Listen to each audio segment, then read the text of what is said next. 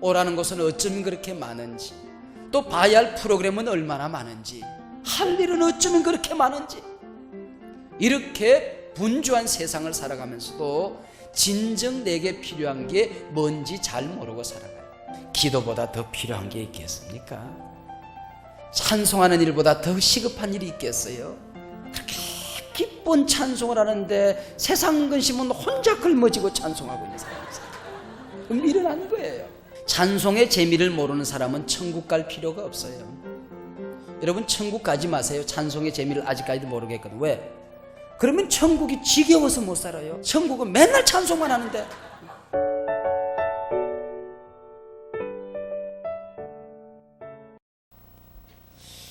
외국 동화에 개미의 사랑이라고 하는 조그만한 얘기가 있습니다. 한 마을에 사는 개미 총각이 이웃 마을에 사는 개미 처녀를 사랑하게 되었습니다. 근데 이 마을과 마을 사이에는 험한 계곡과 또 위험한 길들이 있는지라 그 처녀를 만날 수가 없었습니다. 근데도 꾸역꾸역 이 총각이 이웃 마을에 있는 처녀를 만나야 되겠다고 그러니까 이 총각 개미의 어머니가 그럼 좋다, 네가 그 마을에 갈 때 그냥 가지 말고 이걸 하나 어깨에 걸머지고 가라 그러면서 길다란 지푸라기 하나를 개미 등에다가 짊어져 주었습니다. 아니, 그냥 가기도 힘들어 죽겠는데 그 험한 길 가려고 하면은 혼자 가기도 어려운데 지푸라기까지 메고 가라 그러니 이건 틀림없이 아마 우리 어머니가 나를 그 처녀 못 만나게 할 모양이다. 그러니 이것 메고 가지 않으면 갈 수 없다고 하니 어쩔 수 없어 이 총각 개미는 지푸라기를 어깨에 걸머지고 이제 이웃 마을의 처녀를 만나러 가는 겁니다. 근데 한참 가다 보니까 그냥 험한 길은 가겠는데 큰 아스팔트가 딱 갈라져 가지고는 그 고랑이 얼마나 깊이는지 저 지옥까지 갈라진 것 같아요. 그래서 이걸 어떡하나 하고 고민하고 있다 보니 불사, 이게 어머니가 등에 짊어준 지푸라기 생각이 났습니다. 그래서 지푸라기를 어깨에서 내려가지고 그 뚝 갈라진 아스팔트에 척 걸쳐놓고 지푸라기를 사뿐사뿐 건너서 갔어요. 그리고 다시 지푸라기를 어깨에 걸머지고 그렇게 해서 몇 고비를 넘겨 이웃 마을에 사는 처녀를 만나서 잘 먹고 잘 살았다 하는 그런 얘기예요. 네, 그런 얘기인데 우리가 인생을 살아가다 보면 혼자 살기도 참 어려운데 무거운 인생의 짐을 걸머지고 살아야 될 때가 많이 있단 말입니다. 그러나 살다 보면 그 고통이, 돌이켜보면 그 시련들이, 아픔의 순간들이 내 믿음을 완성하는 지푸라기였다 하는 것을 고백하게 되는 것입니다.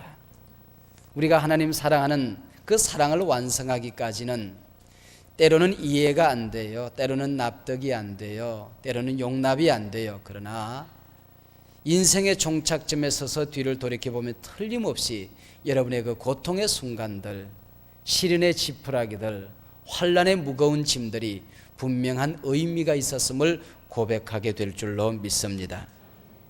오늘 본문의 결론은 찬송의 진가가 무엇인가 하는 것을 우리에게 가르쳐 주는데, 형통한 날의 노래는 진정한 찬송이 아니다 하는 것입니다. 시련 가운데 드리는 순종의 제사가 찬송이다 하는 것을 결론적으로 우리에게 말씀해 주고 있습니다. 신앙생활을 하다가 느끼는 여러 가지 재미가 있습니다마는 하나님의 말씀을 공부하고 말씀을 연구하고 그 말씀을 전하고 말씀을 듣는 재미 빼고 나면 또 무슨 신앙생활에 재미가 있을까 싶어요. 인생의 여러 환난의 고통의 시련의 순간들이 있는데 하나님 앞에 엎드려 기도함으로 응답받는 기도의 재미를 모르고 또 신앙생활을 한다고 할 수 있을까? 우리가 신앙생활을 하면서 찬송의 재미를 모르고 찬양의 맛을 모르고 신앙생활하는 사람 아마 몸이 건조하기 짝이 없을 겁니다. 저는 찬송하면서 하나님께서 제게 주시는 은혜가 여러 가지가 있지만은 가장 깊은 은혜가 보통 한 3가지 정도로 오는데, 어떨 때는 하나님 앞에 정말 다윗처럼 일어나서 덩실덩실 춤을 추고 싶을 때가 있어요. 충만한 기쁨으로 찬양의 맛이 내게 다가옵니다. 어떨 때는 찬송의 가사가 그냥 내 중심을 향하여 얼마나 강력하게 강탈을 하는지 주체할 수 없을 만큼 눈물이 쏟아져 내릴 때가 자주 있어요. 혼자 찬송을 부를 때도 그렇고, 또 우리 찬양단과 함께 깊이 찬양을 부를 때도 그러고, 또 주일날 찬양을 부르는 순간에도 가끔 너무너무 눈물이 많이 나서 그것을 주체할 수 없을 때가 참 여러 번 있어요. 1부, 2부, 3부 예배를 드립니다마는 제가 온전하게 전에 도착해서 믿음으로 마음으로 준비하고 또 마칠 때까지 온전하게 예배를 드리는 것은 보통 한 번 정도, 나머지 시간은 뭐 새가족 환영하고 영접하고 이것저것 준비하다 보면 온전하게 드리지 못할 때가 있습니다. 근데 한 번 온전하게 드리는 예배를 꼭 1부, 2부, 3부 가운데 한 번은 있게 되는데, 오늘은 그렇게 드린 예배가 2부 예배였어요. 2부 예배 시간에 첫 찬송을 부르는데 133장 우리 불렀잖아요. 세상 변할지라도 변함없는 주님의 사랑 노래하는데 어쩌면 그렇게 눈물이 나는지. 허물 많은 베드로 끌어안아 준다 그러는데 바로 그가 나였고, 의심 많은 도마를 끌어안아 주는데 그가 바로 나였고, 너무너무 고마워서 막 울었어요. 그냥 울었어요. 한참 울다 보니까 설교 시간에 울면 안 될 것 같아서 눈물을 훔치느라고 얼마나 애를 먹었는지, 울다 보면 또 콧물까지 나오잖아요. 그러니까 설교 시간에 콧물 줄줄 흘리게 생겼어서 눈물을 참느라고, 아마 설교를 안 했으면 1시간 내에 울었으면 좋을 뻔했는데 그러지 못한 게 아쉬움이었어요. 저는 찬양을 부르다가 많이 울어요. 어떨 때는 혼자서 침대 위에 오르기 전에 침대 밑에서 무릎을 꿇고 하루의 해를 돌이켜보며 하나님 앞에 예배드리는 순간, 손들어 찬양하는 순간에 많이 울어요. 하나님이 찬양을 통하여 제게 눈물을 많이 주세요. 또 어떨 때는 우리가 찬양을 함께 부르다가 또 우리가 함께 찬양을 우리가 함께 나누다 보면 가슴에 잔잔하고 고요한 평안, 이거는 맛보지 않고는 누구에게도 설명할 수 없는, 정말 저 내 영혼이 깊은 데서 하나님이 주시는 거룩한 평안이 나를 감동하는 것을 느끼게 돼요. 찬송은 가스에 중독된 사람에게 산소를 공급해 주는 것과 같습니다. 이 세상 살아가다가 험한 죄악에 중독이 되어지고, 상처를 주고받으며 가스에 중독이 되어지고, 인생의 짐이 무거워서 신음하다가, 주님 전에 나와 찬양하다가 울고, 주님 전에 나와 찬양하다가 기뻐 뛰고, 그냥 하나님 앞에 찬양해 가서, 여러분 찬양할 때는요 가사 하나를 자기 걸로 고백하는 거예요. 그리고 그 찬송의 가사가 무엇을 알려주는가, 그리고 찬송의 그 곡이 무엇을 말하고 있는 것이 곡 속에 흠뻑 빠져들어야 돼요. 근데 찬송하는데 보면 그렇게 기쁜 찬송을 하는데 세상 근심은 혼자 걸머지고 찬송하고 있는 사람이 있어요. 미련한 거예요. 여러분, 우리가 매일같이 예배하지 못한다 할지라도 여기 와서 예배하는 순간만큼은 예배 속에 흠뻑 젖어들어요. 흠뻑 젖어들어요. 정말 흠없이 예배를 드려야 됩니다. 여기 와서만큼. 이 1시간만큼은 때묻지 않은 마음 가지고, 순수한 마음 가지고. 여러분, 세상 살아가다 보면 그렇게 우리가 못 살잖아요. 그러나 1시간 예배만큼은 정말 예배 속에 푹 빠져들어요. 성경을 한 절 한 절 읽을 때마다 내게 주시는 하나님의 말씀을 놓칠세라. 그 말씀을 들으려고 해서 묵상 기도하는 시간에 이 순간에 주님의 임재를 체험하지 못하면 오늘 예배를 어떡하나. 예배 전에 도착해 가지고는 조용히 묵상 기도를 합니다. 그러는 가운데 하나님의 임재를 체험하지 못하고 예배에 들어간다는 거 얼마나 미련스러운 일인지 몰라요. 주의 종이 축도를 손을 번쩍 들어서 축도하는데, 그래 저 은혜가 내 거야, 저 사랑 내 거야, 저 성령의 교통이 내 거야, 여호와의 영광의 얼굴이 내 거야, 그거 하나 놓치고 싶지 않아 가지고 그걸 가슴에 주워 담으려고 하는 그런 몸부림이 있어야지. 이게 축도 하는데 부시럭 끓고 기나가는 사람이 있어요. 아니 정신 나가도 한참 나간 사람이지 뭐가 그리 급해요? 아니 축도 하는데 부시럭 끓이고 나갈 게 뭐 있어요? 그리고 나보다도 먼저 후다닥 도망가고, 무슨 죄를 그렇게 많이 지었길래. 좀 이렇게 축도를 받고 나면은 그것을 내 마음속에 새기기 위해서 깊이 음미를 하고, 그걸 내 영혼 속에 쿡 뿌리를 내리고, 그 다음에는 눈물 싹 웅겼다고 그러고 씩 웃으면서 나올 수 있어야지.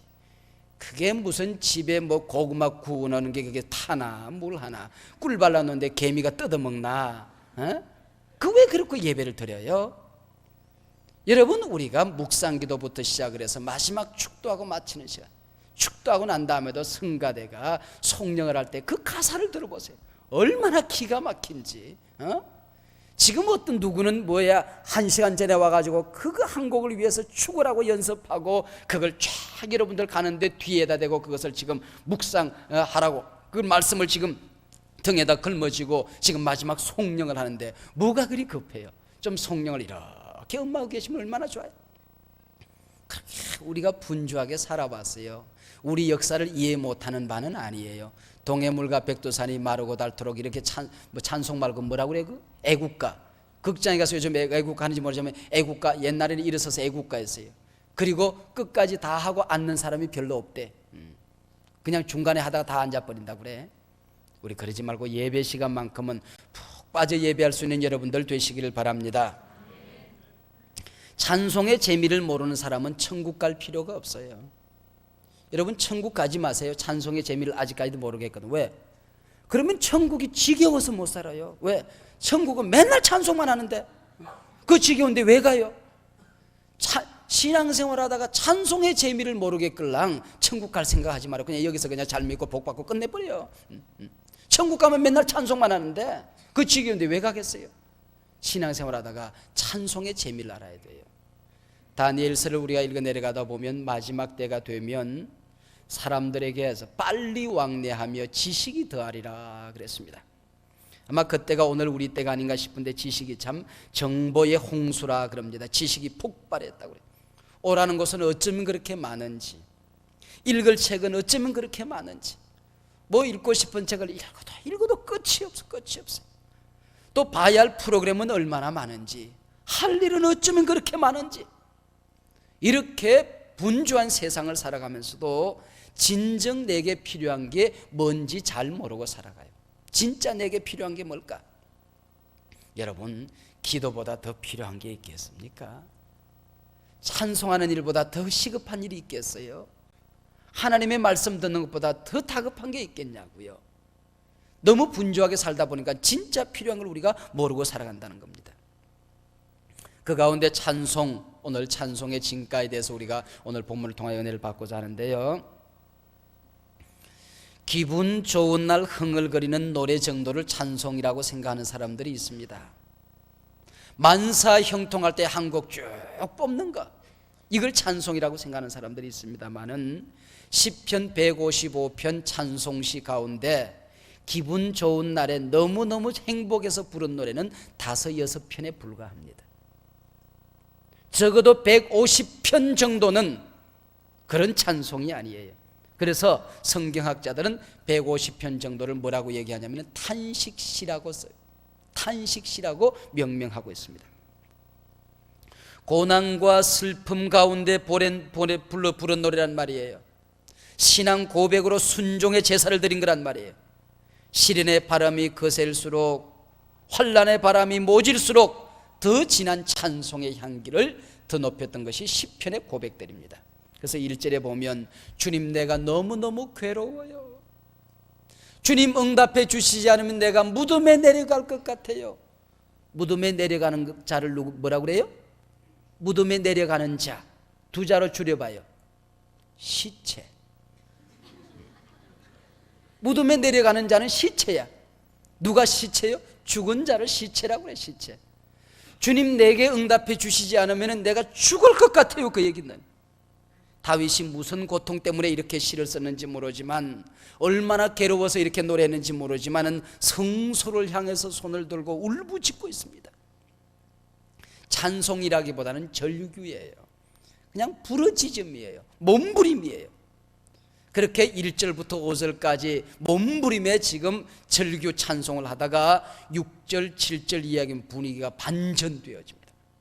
막 눈물 흘리고 엉엉 울다가 얼굴에 해같이 환하게 빛나면서 하나님을 찬양하고 있습니다.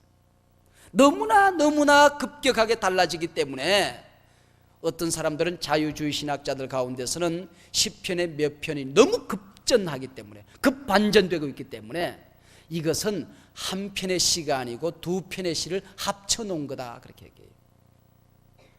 그리고 어떤 사람들은 또 뭐라 그러냐면은 이 두 편의 시가 따로따로 굴러다니는데 후대에 와가지고 이것을 끼워 맞추다 보니까 이렇게 엉터리 노래가 됐다, 그렇게 하는 사람들이 있어요. 그러나 이 사람들은 찬양의 멋을 모르는 사람들이에요. 머리는 알아서 연구는 해냈는지 모르지만은 찬양할 때 어떤 체험이 있는가, 찬양의 체험이 전혀 없는 신학자들이기 때문에 이런 결론을 내리게 된단 말이에요. 여러분, 찬양하다 보면 이 탄식시라는 게 대부분 그렇게 되어 있어요. 한숨 짓고 탄식하다가 한참 하나님 앞에 그냥 울부짖다 보니까 내가 처음에 울었던 거는 아무것도 아니야. 그것보다 너무너무 더 귀중한 게 있어. 그분이 하나님이야. 그 하나님 만나고 나니까, 그 고통 가운데 하나님이 나와 함께 하셨다는 걸 생각하니까, 나 혼자인 줄 알았는데, 고독해서 울었는데, 외로워서 울었는데 주님이 내 곁에 계셨어. 이거 생각하니까 내가 당하는 문제는 아무것도 아니야. 나는 너무 행복한 존재였어. 그래서 갑자기 눈물을 쑥 움켜 닦고는 밝은 얼굴을 하고 하나님을 찬양하는 겁니다. 이 찬양의 맛, 기도의 맛을 모르기 때문에 이런 엉터리 연구를 하게 된다는 말이에요. 여러분, 진짜 기도하고 진짜 찬송하는 사람은 세상에 살 때 찡그리고 살아다니잖아요. 사람들 앞에서 울부짖고 다니잖아요. 하나님 앞에서는 한없이 울지만은 눈을 들 때는 해같이 빛나는 얼굴을 하고 일어설 수 있습니다. 내 주여 뜻대로 행하시옵소서, 그러고 끝나버리는 거예요. 여러분이 인생 살다 보면, 또 저 같은 경우는 교회를 섬기다 보면 참 어려울 때가 있어요. 뭐 유목사라고 해서 뭐 만사 형통만 하고 어려움이 없겠습니까? 어떨 때는 보면 정말 사랑했던 사람 앞에 가슴에 비수를 맞을 때가 있어요. 그런데 그렇게 목사도 그렇게 비수에 맞아가지고는 끙끙 앓고 있는데, 또 그 사람이 들고 다니는 칼을 함께 또 뒤에 숨겨와 가지고는 또 그 사람 얘기하면서 가슴 푹 찔러놓고 가는 사람이 있네요. 여러분, 목사도 사람이에요. 그러면 아프단 말이에요. 근데 어린 신자가 와가지고 뭐라고 그러는, 목사님 힘드시지요, 우리가 잘할게요. 참 이게 얼마나 힘이 되는지 몰라요. 그 철이 없는 사람인 줄 알았는데 와가지고 목사님 힘드시지요, 우리가 대신 잘할게요, 그래요. 어떨 때는 여러분, 담임 목사가 되고 나면 혼자 고독하게 어려운 결정을 해야 될 때가 있어요. 어려운 결정을 순간순간 내려야 될 때가 있단 말이죠. 이걸 한 박자 늦추나 한 박자 당기나, 지금 하나 내일 하나, 요만큼 결단하나 요만큼 결단하나, 그 결단 여하에 따라서 교회가 성장되기도 하고 교회가 어려움을 겪기도 하고 앞으로 전진하기도 하고 뒤로 후퇴하기도 하고, 그 고독한 결단을 내려야 될 때가 있거든요. 그런데 어떤 사람들은 와서 뭐라고 그러는 거 아니, 목사님 이거 잘못하면 큰일 납니다, 망합니다, 망하기를 바라기라도 하듯이 말이죠. 근데 그 어떨 때는 보면 어떤 분들이 와서 목사님 힘내세요, 저도 최선을 다해서 기도하고 저도 동참할게요. 그런 사람이 있어요. 여러분이 참 철이 없는 신자인 줄 알았는데 목사님 힘내세요, 그 한마디가 얼마나 힘이 되는지 몰라요. 여러분, 사람의 위로가 사람을 이렇게 크게 위로를 하는데, 하물며 우리가 그 문제 끌어안고 우리의 아픔을 끌어안고 하나님 전에 달려나갔을 때에 하나님의 위로를 만났다고 해보세요. 얘야 힘내라, 내가 너와 함께 하느니라, 내가 다 알고 있느니라, 내가 책임져 주마, 걱정하지 말아라. 여러분, 이 얘기 한번 들어보세요. 하나님 앞에 나가서 울다가 이 얘기 듣고 나면 울 수가 없죠. 운다고 하더라도 앞에 울었던 울음하고는 달라요. 그래서 얼굴이 빛나는, 해같이 빛나는 얼굴하고 일어설 수 있단 말이에요. 이게 오늘 찬송이라고 하는 것입니다. 찬송은 편안한 사람, 한량들의 노랫가락이 아니올시다. 기분 좋은 날에 뽑는 18번 유행가가 아니에요. 고통 속에 드리는 신앙 고백이요, 순종의 제사가 바로 찬양이라고 하는 것입니다. 여러분이 찬양의 깊은 맛이 거기에 있는 거예요. 기분 내키는 대로 한 곡 뽑는 게 아니란 말이에요. 그래서 기분 좋을 때는 찬송하고 기분이 내키지 않으면 불평하고 원망하고 그건 아무나 하지. 그 예수 안 믿는 사람도 다 그냥 해요. 예수 안 믿는 사람도 그 정도는 다 한다고요. 그렇기 때문에 오늘 우리 여러 중창단들이 있고 또 우리 성가대가 있고 찬양단이 있습니다만은, 그래서 찬양대가 된다고 하는 것은 아무나 하는 게 아니에요. 기분 내키면 하고, 몸에 컨디션이 나면 찬양하고, 컨디션이 조금 찌뿌둥하면 빠지고, 그게 아니란 말이에요. 찬양, 적어도 찬양대가 된다고 하는 것은 그것을 의미하는 것 아니에요. 그래서 찬양대가 되는 것은 아무나 할 수 없는 일이기 때문에 구약에서는 전무하도록 했어요. 이것을 레위지파라고 그러지 않습니까? 한 번씩 백성들이 제사를 드리러 오는데 이 제사 드리러 오는 사람 한 번에 이 제사가 실패하면 안 되겠거든요. 그래서 한 번의 찬송에다가 온 힘을 기울이기 위해서, 그 한 편의 노래를 하기 위해서 일주일 내내 자신의 영성을 가다듬는 것입니다. 눈웃음을 지을 때는 어떻게 할까? 입을 벌 때는 어떻게 하면 아름다운 주님의 영광을 찬송할 수 있을까? 손을 들까 내릴까? 고개를 들까 숙일까? 울까 웃을까? 자신의 영성을 충만히 준비하는 거예요. 그래서 그 마음속에 터질 듯이 하나님의 은혜가 그냥 연결해서 있어요. 은혜가 하나님이 일주일 동안 얼마나 하나님께서 은혜를 부어주네. 그런데 만지면은 톡하고 만지면은 터질 것만 같은 그런 은혜에 그냥 보따리가 다 돼가지고는 그걸 끌어안고 쭉 다녀서 앞으로 쫙 서는 거예요. 서는 것만 보더라도 가슴이 뭉클해진단 말이에요. 그렇게 돼요. 그리고 지휘자를 쫙 바라보면서 지금 첫 입을 열기 위해서 그냥 그 감격이 그냥 용선초로는 그 가슴을 바라볼 때마다 우리 가슴이 설레게 되는 거란 말이죠. 부부싸움 해가지고는 얻어 터진 얼굴을 하고 단에 서면 되겠어요? 안 되잖아요. 그러니까 여러분들, 이게 찬양은 아무나 하는 게 아니에요. 그래서 여러분, 이 찬양, 노래는 아무나 할 수 있어요. 그러나 찬양은 은혜 받은 자들의 신앙 고백입니다. 가정의 어려움이 왜 없겠어요? 사업의 시련이 왜 없겠어요? 몸은 왜 안 아프겠어요? 상처는 왜 없겠어요? 그럼에도 불구하고 이걸 가슴에 끌어안고 이것을 성화시킨 순종의 제물들이 주님 앞에 나와서 거룩한 제물이 되어서 그 영광을 주님 앞에, 그 아픔과 상처와 시련과 고통, 갈등들을 다 가슴속에 집어넣고 다 깨끗이 소화한 얼굴과 감격을 가지고 입을 열어 찬양할 때에 이 자리에 하나님의 영광이 가득하게 넘치게 되는 것입니다. 그 찬양의 향기를 타고 주님이 임재하게 되는 것입니다. 이게 찬양이라고 하는 거예요. 이게 찬양. 근데 찬양이 속에서만 있는 것이 아니고 겉으로 표현되지 않은 찬양은 진정한 의미에서 찬양이 아니에요. 오늘 본문 7절에 보면, 그래서 시인이 가슴에 끌안고 5절 동안 괴로워하다가 입을 착 일고 얼굴이 밝아지면서 찬양하는데 보세요. 여호와는 나의 힘, 내적인 거예요. 여러분 가슴에 막 힘이 막 지금 축적되고 있는 거예요. 그 다음에 여호와는 나의 방패시니 뭐예요? 이거는 외적인 거예요. 탁 가로막고 있죠. 그리고 다음 보세요. 내 마음이 저를 의지하여, 내적인 거예요. 그 다음에 뭐예요? 도움을 얻었도다. 이건 또 외적인 거예요. 그러므로 내 마음이 크게 기뻐하며, 이건 내적인 충만이에요. 내 노래로 저를 찬송하리로다. 할렐루야. 여러분, 내적인 충만함과 외적인 표현이 절묘하게 조화를 이루고 있는 것입니다. 이게 승리하는 사람들의 찬송이라고 하는 거예요. 세계 제2차 대전 때에 히틀러가 유대인들을 얼마나 잔인하게 죽였습니까? 가스실에 가가지고는 전부 다 사람들을 무대기로 그냥 죽이는 겁니다. 여자들을 완전히 나체로 벗겨놓고 가스실에서 질식사시키는 것입니다. 그리고 하수구으로 숨어들었던 유대인 지식인들을 그냥 난사하는 것입니다. 얼마나 총을 그냥 해서 뭐 죽은 사람들 향해 그냥 또 쏘아제끼죠. 총알이 아깝다 그래서 나중에는 빠른 시간 내에 빨리 사람을 누가 많이 죽이나 지금 내기를 하고 그냥 이렇게 근육 잃은 사람들이 막 유대인들을 창으로, 대나무 창으로 찔러 죽이는 비참한 상황을 지금 저지르고 있었어요. 그럴 때 독일 교회가 두 쪽이 착 났습니다.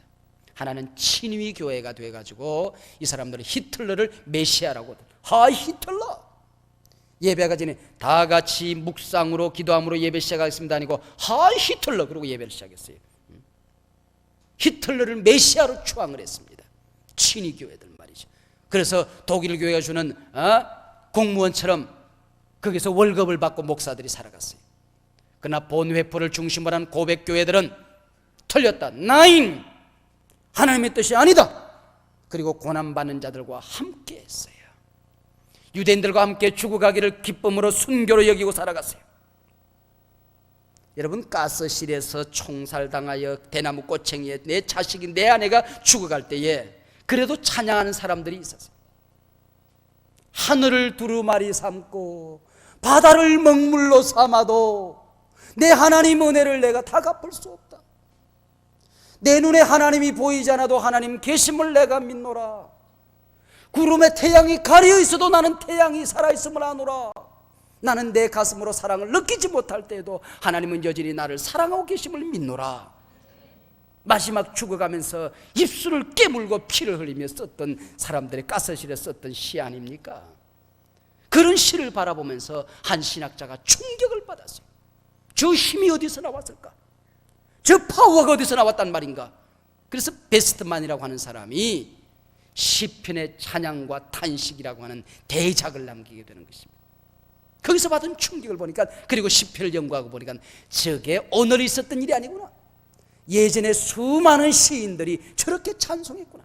찬송이라고 하는 것이 여러분 시시한 데서 우러나온 게 아니구나. 이걸 깨닫게 된 겁니다. 이게 베스트만의 대작 시편의 찬송과 탄식이라고 하는 책입니다. 베스트만이 이렇게 살펴보니까 마지막 죽음의 자리에서 비참하게 죽어가는 그 자리에서 부귀, 영화, 권세, 행복, 돈, 명예, 빛나는 옷, 이거는 아무런 가치가 없더란 말이에요. 오직 가치가 있다고 하면 저 죽음의 자리에 하나님이 함께 하시는가? 저 죽음의 자리에서 제가 하나님을 배신하지 않고 끝까지 승리하고 있는가? 그것만 문제가 되더란 말이에요. 저 죽음 저 건너편에 뭐가 있길래 제가 저렇게 놀라운 힘을 발휘할 수 있는가? 그것만 문제가 되더란 말이에요. 그걸 보면서 시편을 연구하기 시작했어요. 그래, 이게 우리 예수 믿는 사람의 찬송이지. 이게 우리의 찬송이지. 물론 베스트만의 시편의 찬송과 탄식이라는 책을 신대원 다닐 때 읽어서 레포터를 써내라 그러는데 레포터는 너무 어려워서 못 썼어요. 그냥 대량 주워 들은 얘기가 그래요.